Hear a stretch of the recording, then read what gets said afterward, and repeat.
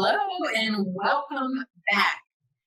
We are so excited to bring this awesome powerhouse. I mean, if you have been around the last 3 decades, 2.5, 3 decades, this name should be, just rolling off your tongue as it relates to just boss women doing her thing.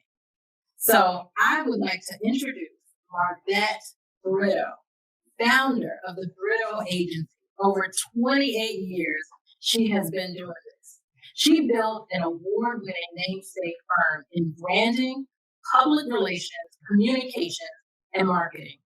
The Brito Agency is one of the nation's largest, influential, and longest operating Black-owned, female-led public relations and brand architecture firms. A global leader renowned for masterful, category vaulting brand development campaigns that elevate brands to category leadership and market dominance.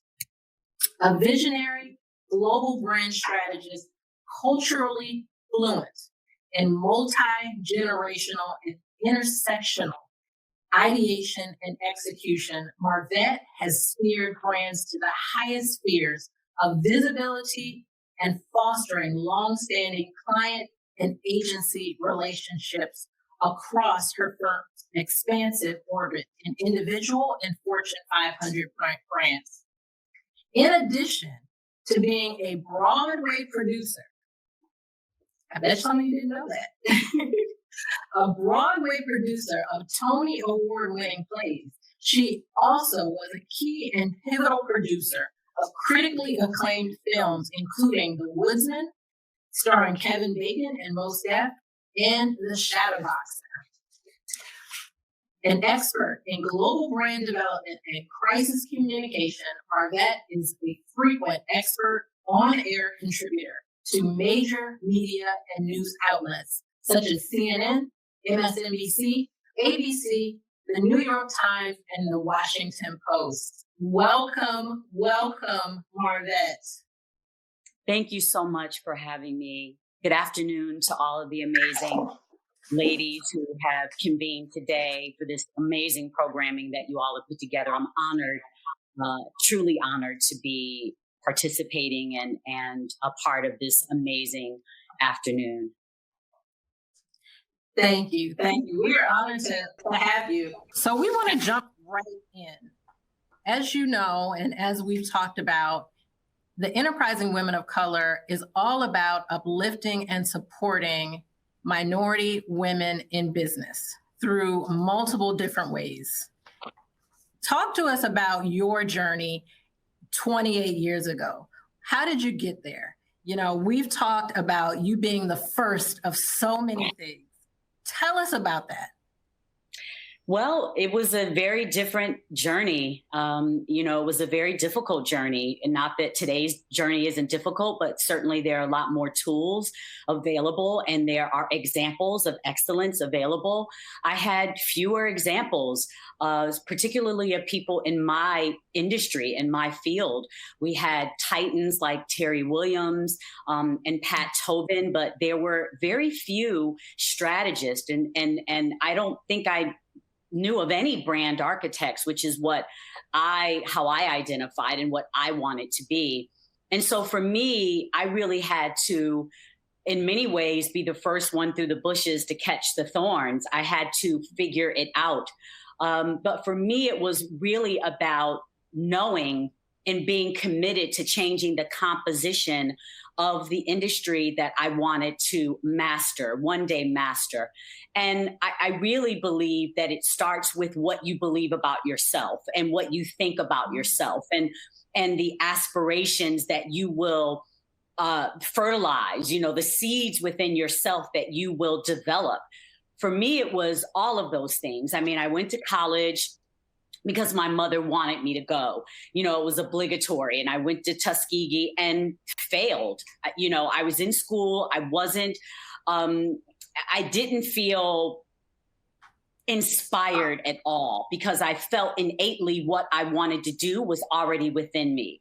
And I went to my mom and said, I'll finish for you, but this isn't where my heart is. And she said, I want you to go where your heart is. I want you to really set forth on a journey that you can discover your purpose. And that's really what I did.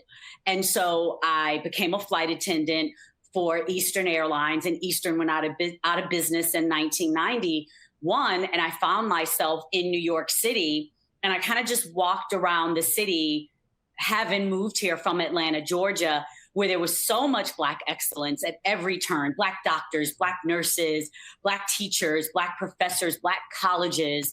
And I was suddenly in this city where it reminded me of how hard people like Martin Luther King thought, because I saw what it felt like to be historically excluded, which is what we have been throughout history in many sectors. And I really just set out to birth what I knew was my purpose, and that was to help other people fulfill their purpose and to become more fully realized through the vessel of being a brand architect, a brand strategist. And the Brito Agency was born. So unpack that. Unpack what actually a brand architect, what does that mean? For those people that don't understand, really, and I might be one of them, but what does that mean? A brand architect is someone who helps build equity in a person or a product. So a brand architect is someone who will see the totality of all of the compositional tools that are necessary to build equity in a person or a product. And you employ a lot of different verticals and message vehicles upon which to do that.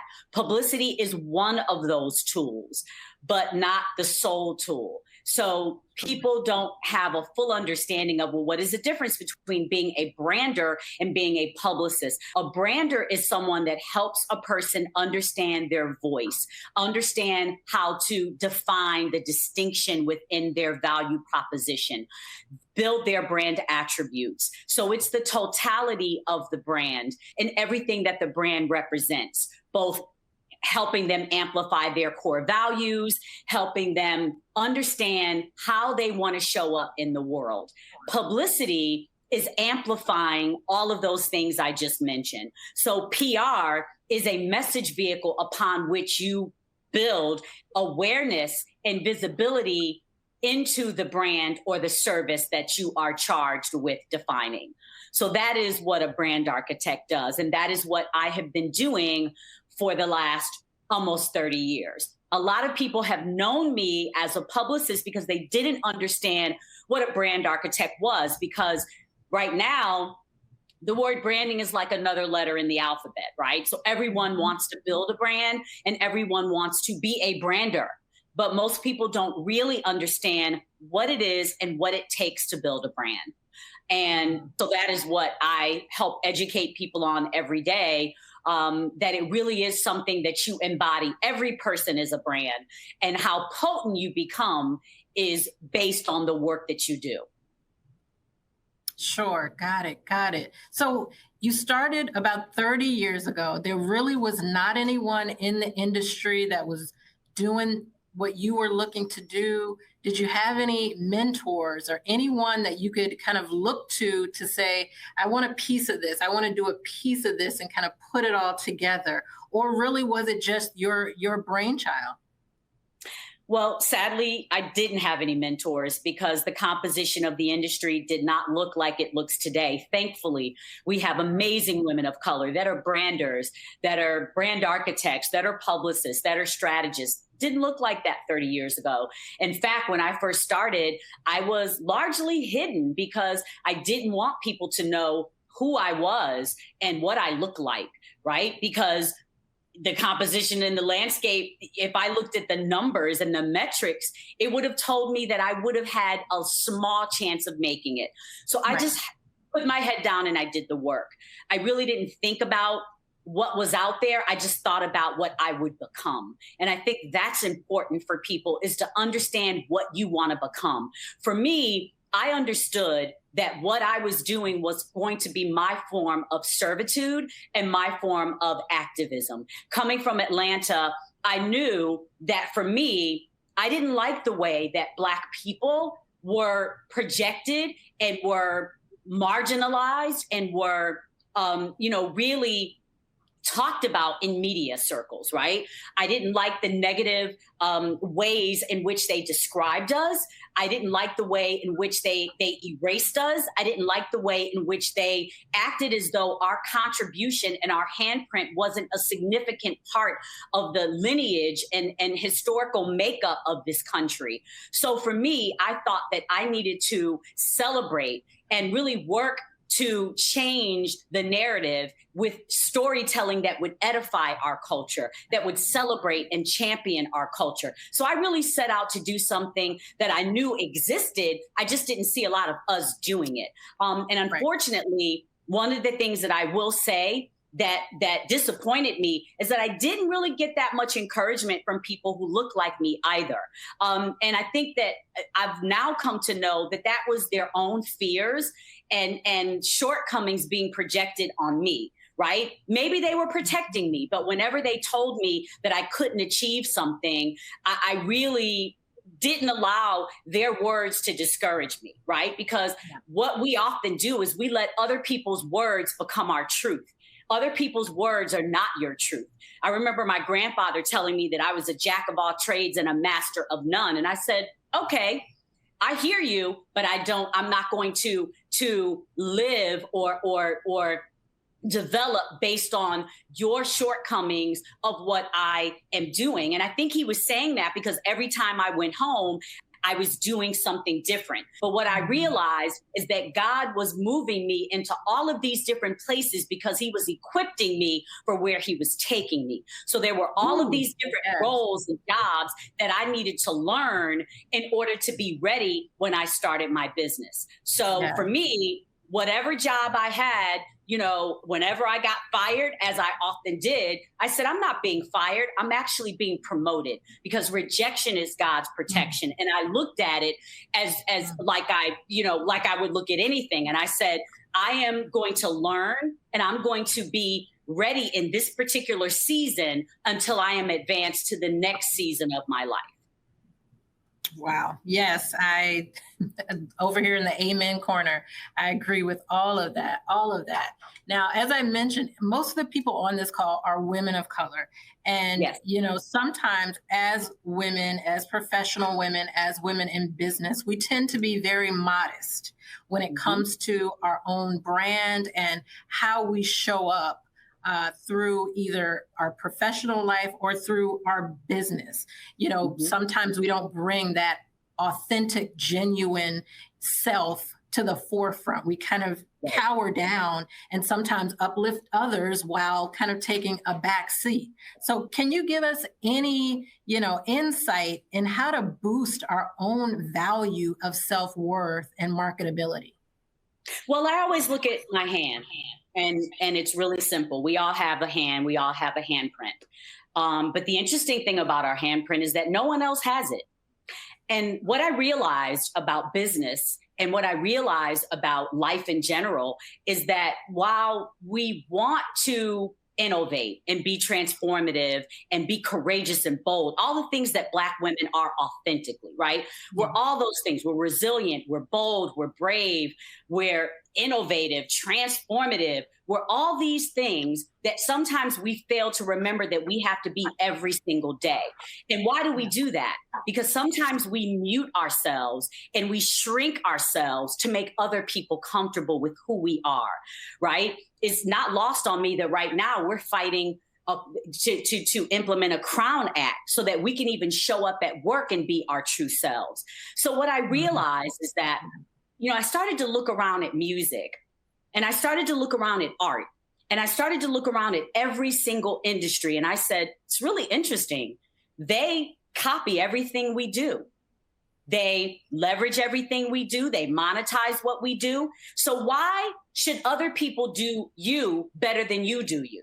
right? Why do other people, get the opportunity to give rise to your voice, but yet you don't use your voice? So for me, I realized that I was going to stop looking for what I wanted to be, and I was just going to become what I knew was Right. necessary, what I knew culture needed, what I knew I needed, right? I emancipated myself, right? So I wake up every day with this thought that self esteem really is about us esteeming ourselves.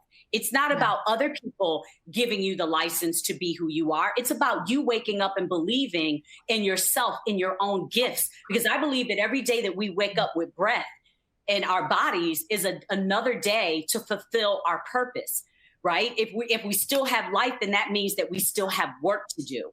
So for Yeah. me, it really is about understanding what makes you happy, what brings you joy, right? Because I feel like I always tell people, I don't go to work, I go to life. Every day, everything that I do is makes me happy and it brings me joy. So I don't feel like I'm working. I'm not watching the clock.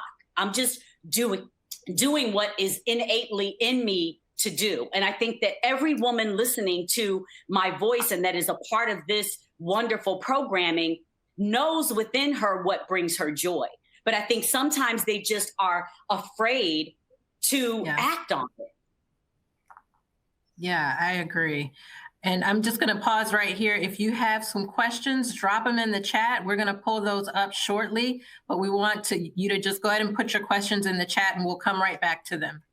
So, Marvette, how's COVID treated you? COVID has treated me great.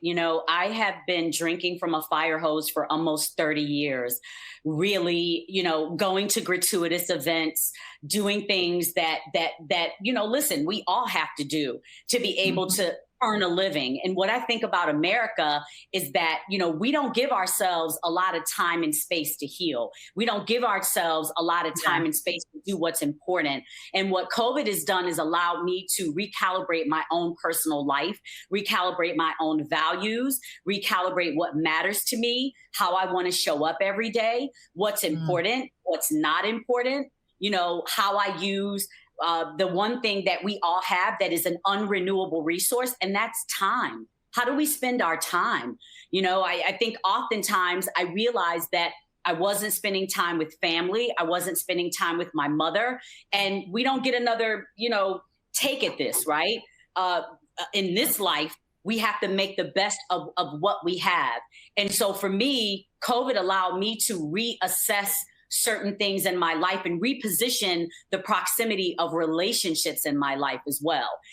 Certain people that I gave a little bit too much access and certain people that I didn't give enough access. So it's been good to me in that way where I've been able to reevaluate the space and reevaluate my own values and commitment to self to emerge stronger and more refined and more deliberate about what's important to me.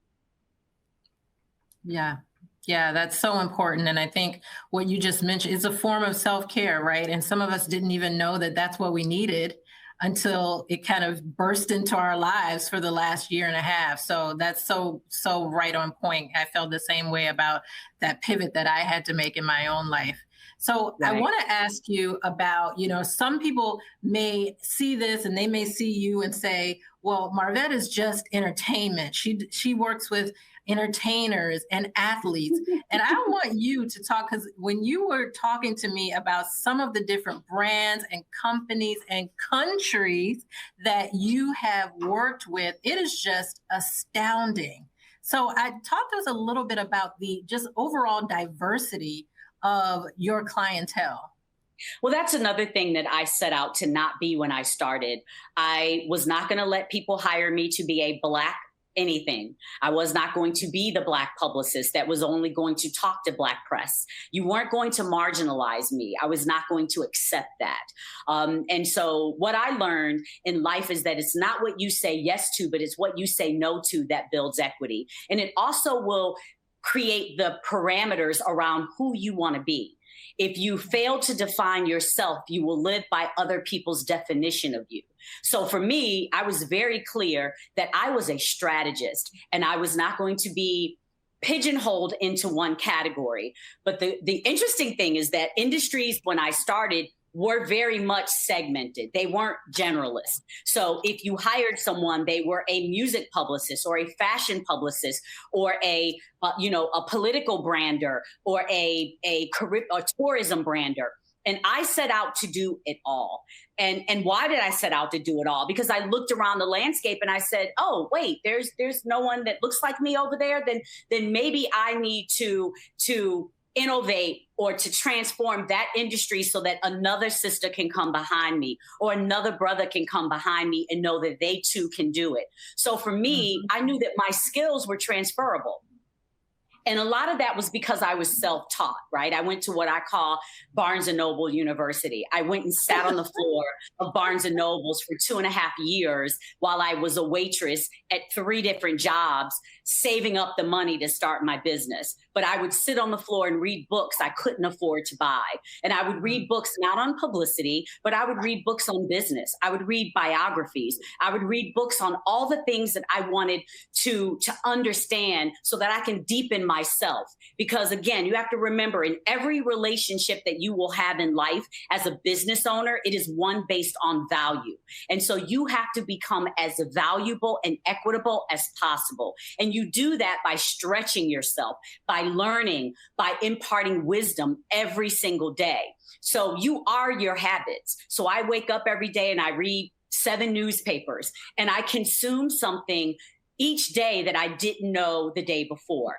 And I stretch myself because, like a rubber band, once you're stretched, you can never go back to your original state. And that is what your mind becomes. So for me, I wanted to make sure that I could innovate every industry that we did not operate in, that I did not see myself in. Because once I was in the door, I was going to stick my foot in the door and hold it open for every person who looked like me to come behind me. And so that's what I did, representing the island of Anguilla. That's what I did when I launched Lee Daniels' career and became, one of the first publicists to produce movies. Academy Award-winning movies. That's what I did when I became a Broadway producer. That's what I did when I started working with Governor Patterson. And that's what I continue to do when I launched the Motorola two-way pager. So for me, anytime I step in the room, I take my culture with me. I take who I am as a Black woman with me, and I show them that we're going to defy gravity and we're going to defy your imagination and your perception of us. And I'm going to start, and then they're going to finish. They're going to come behind me, and we're going to change the way that you look at us, and you're going to not include us. You're going to accept us because we're worthy to be participants in the process. Yes. I'm going to go to our question. We have some questions in the chat. So we have a few questions that are around networking. I'm going to try to put those. Why did I know that was coming? I'm going to try to put them into one question. Okay. What is key in successful branding and getting people to remember you while you're networking? How do you network in unfamiliar crowds? You know what I think is interesting? I always say that networking is not working. Yeah. And people often say, well, what does that mean? One of the things that I shared with you when we spoke is that one of the things that I am most proud of in all that I have accomplished is that I have never solicited one client. I've never called anyone. I've never pitched anyone. People have come to me because of my work. So I always say that I let my work build my worth. I don't use words to build my brand. I let my work build my brand. And that's a little different than what the newer generation has been conditioned to believe that they have to do. I do the work, and I still do the work. I am committed to the work because the work becomes your scorecard. The work becomes the work that will work for you when you don't have time to network, because other people will speak about your work. They'll speak about your outcome. They'll speak about the value that you brought. And so for me, I'm not a networker. You're never going to see me out somewhere just networking with people. And the interesting thing about networking too is I find that a lot of people go out to events and they only talk to people they already know. Yeah. Right? And that doesn't really work. You have to be able to walk up to people you don't know, which is why I always think it's interesting when I talk to people about communications and they say, well, I actually don't like communicating. And I thought, well, communications is not the industry for you because you can't only talk to people who look like you and you can't talk to only people who like you because you have to talk to people who don't understand you. That's part of communicating. And that's part of stretching your orbit of influence and your orbit of engagement is going to places that you wouldn't ordinarily go, doing things that you wouldn't ordinarily do, read things that you wouldn't ordinarily read. Those are the things that I do that will yield me the greatest fruit. But what I will say is that I don't focus on networking. I focus on the work. No matter where you are, you can do the work. If you work within a company, you want your distinct voice and handprint to be seen through your work because the boss never has to meet you, but they will meet your work and they will come looking for the person who delivered that work. And that is what has happened with me. So when I was blessed to receive a call from Bishop Jakes or blessed to receive a call from Charlemagne the God or blessed to receive a call from any of the amazing brands that we represent, they came to me based on the work. They didn't come to me because I called them. And I think that that's really important for this generation because this generation sometimes confuses visibility with credibility. And just because you're visible and you have tons of followers and a whole lot of friends doesn't mean that the work that you deliver is meaningful work. And I think that that's what you need to do is spend more time cultivating and nurturing your work, because that is what will attract people to your brand and to you as an individual. Yeah, thank you for that answer. I have another question, and it's a little deep. So she's asking, and I'm going to paraphrase because it's a little long. She said that you mentioned you were a jack of all trades. She can relate, and she's asking, is it possible to not have a physical passion for something that you are doing in business? She says she desires to be happy, healthy, and at peace. And she enjoys being an entrepreneur, but she's not necessarily passionate about it. Then I would say that that's not her purpose. I would say that that's if she's not passionate about it, because you have to think, would you do what you're doing if you weren't being paid for it? That's a passion.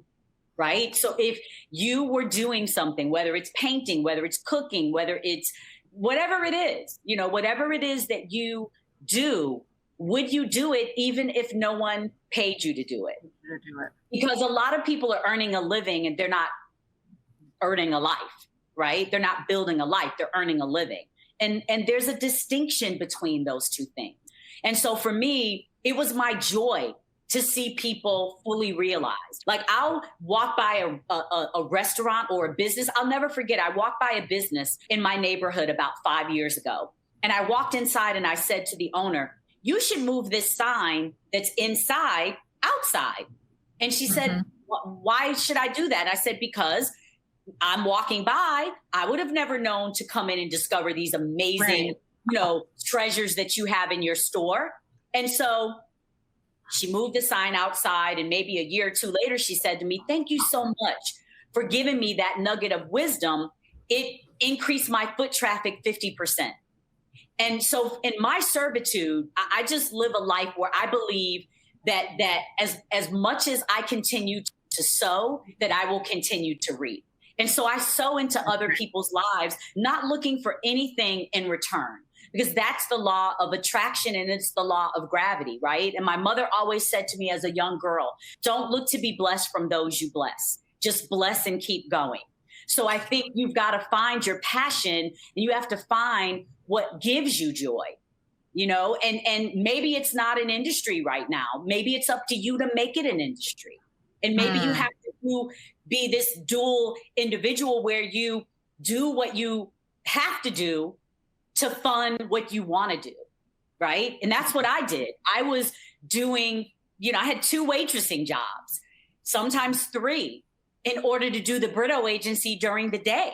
I had to go work at a restaurant and then go work at another jazz club in order to fund what was my passion, what was my purpose. Yeah. So and a lot of times people think that it's just a switch. It goes from you're working a 9 to 5, then you quit that job, and then tomorrow you put on your new entrepreneur hat and you're all of a sudden making $1 million, when, as you said, it's actually a transition, and there's going to be some overlap. There's going to be some working, possibly 2 jobs to make sure that you are covering all your bases. And not everyone is an entrepreneur. And so I think that you have to look at, trust me when I tell you, I am not a great, boss when it comes to really dealing with the nuances of running a business. That's not my passion. My passion, and I had to learn through making a lot of mistakes, by being super insensitive, by not understanding, how to really relate to people who worked with me, because they didn't understand my passion. My passion didn't translate as passion to them. Right. And I expected people to be just as excited about what was important to me, and it wasn't as important to them. And so some people are not a boss. Some people are a great number 2, a great number 3, a great number 7. Right. And you have to know that about yourself. I would have never started the Brito agency if I could have worked with someone, but no one would hire me because I didn't have any experience. And I'm like, how do I get experience if you won't hire me? So I had to create my own enterprise. Right. And with that has come, I've stepped on a lot of landmines, and I've learned, and everything I've done has come from a pure place, but I've made a lot of mistakes. But I do realize that in 2021, everyone wants microwave success because they see Marvette Brito and they want to be me or others like me tomorrow. And they don't see the pain and the setbacks and the failures that I had to go through in order to get where I am today. It's been no easy road, but it is definitely one that I cherish, and I'm happy that I have achieved, because it has allowed me to, be an example for other people to look up to. And hopefully to inspire and empower other people who will do way more than I could have even dreamed of doing. I know that there are some amazing women that are going to come behind me and shatter even more glass ceilings. But you have to believe in yourself first, and you have to know that it takes a commitment. Nothing that you want to sustain itself and be a real legacy is going to happen overnight. And I think that we live in a culture right now where people are listening to the words and the advice of people who have never done what they want to do. And so therefore they feel like they've got a timeline, and they feel like they've got a window upon which to achieve something. That's why you have to mute the world. You have to mute social media, and you can't do what I always say, that which is the thief of brilliance, which is comparison. You can't compare yourself to someone else because they don't have your handprint. They don't have the seeds that were birthed within you. You have to find and develop all the tools to water all the seeds that were birthed within you. Those seeds weren't birthed in me. Your seeds weren't birthed in me. And so, nor was your vision. My vision wasn't birthed in you. And so when people don't understand your vision, don't get angry with them. You just have to say, my vision wasn't given to you, and move on and keep walking and keep working, right? Because anything worth having is worth fighting for. And just as long as you don't let the criticism seep into what you think about yourself, they're not you, and their words are not your truth. And their failures are not your failures. And so if you can walk boldly, knowing that you will achieve the altitude that you believe that is within the attitude that you bring to work every day, you'll be unstoppable. Unstoppable. And we have a question right in that same vein, is how do you keep that same fire and that same motivation after you step in minefield after minefield? Because I realized that those minefields were necessary to build muscle. I feel, I take a mistake and I'm like, Lord, what's the learning? What's the learning in it? Because again, I walk through a navigational dark valley knowing that I'm going to step on landmines and I'm going to go in places, but I know that my faith will always pull me back. And I wake up every day and I say, am I going to be a victim or a victor? Am I going to walk in faith or am I going to walk in fear? And once I know how I'm walking and how I'm moving, I realize that every single thing was sent to me to strengthen me and to develop a part of me that I needed to develop. Right before I started my business, I was a waitress and I got fired from that job. And I said, Lord, what did I need to learn? You needed to learn how to manage money. Then I went and worked at a hotel. What did I need to learn? I wanted to work the front desk. She said, no, you're going to answer the phones. You're going to be our PBX operator. And I thought, really? I want to work the front desk. That's a way sexier job. She said, if you want to work here, you're going to work the PBX, that board right back there in the dark. That's what you're going to do. But I did that. And you know why? Because I needed to learn how to communicate on the phone with people in order to be persuasive enough to get people to listen to me. So I understood why that job was necessary. Then I became a concierge at a hotel. Why? Because I needed to understand how to be resourceful. So when I look back on all the places that my faith and my God took me, they all prepared me for the day that I would open the Brito agency. And I realized that all the things that I needed to know were found in all of those jobs that I had along my journey. So I realized to be okay where I was. And that's what people have to think about their life, is be okay where you are.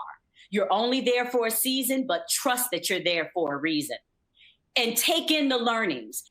I feel like sometimes people are in an environment and they don't appreciate the moment because they're looking past that moment towards where they want to go. When I was a flight attendant for Eastern Airlines, all the other flight attendants, after we served the cabin, they would go sit on their jump seat and read a magazine. Not me. I was out in the cabin talking to people, talking to passengers.